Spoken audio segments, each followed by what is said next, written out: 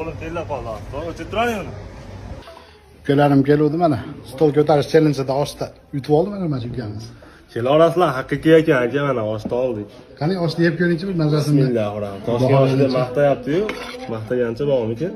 Bismillah. Faqat to'g'risini ayting, qalay ekan? Boshqa gap yo'q. Ammo 10 minut kutdik, tayyor bo'lmagan ekan.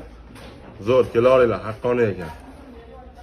Svejiy osh deyish boshqachada aka, mana maza qilib yeymiz-da, mana. Sizga ham Rahmat aka. Qani olinglarchi. Qani mana shu ukamiz ko'rsinchi. Qani? Brusli ukam ko'rsinchi. Ha, karate ukam. Ha. Pastroq. Ha. Bu chalg'itmaydi. Chalg'itishimga yo'q. Ketdi. Ha. Necha qoldi? Ancha bor. Necha qoldi? Ikkita qoldi. Ikkita qoldi.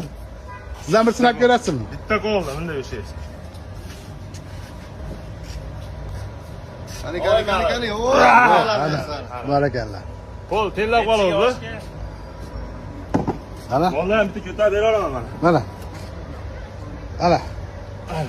Haqiqatdan qo'l tellab qolgan ekan ukam, ha? Bitta chorsi bering endi. Ha? Bitta chorsi. Bitta chorsi qo'yavering. Bellar. Bas 3 oz choy olsak bo'ldi. Bo'ldi. Osh damlab qo'ydim. Birinchi chiqarib qo'ylar. Osh damlab qo'ydim. Va nihoyat mana shu ukam Biz bugun osh deymiz. Ha. Yaxshi niyat bilan keldik mana. Chesni ekan, sen ekan men osh solib beraman deyapman. 10 minutdan keyin osh yeymiz, xolos. Kelaverasiz. kelaverasizlar, hurmatdasizlar.